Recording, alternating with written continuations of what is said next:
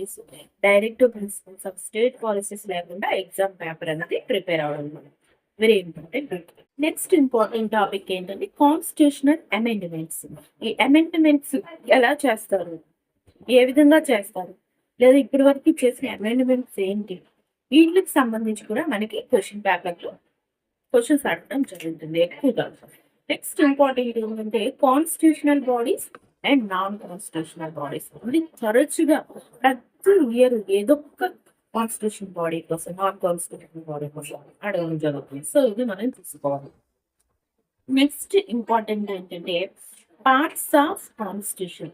Constitution లో ఉండే parts, schedules, articles అన్ని మనం చదవవలసిన లేదు.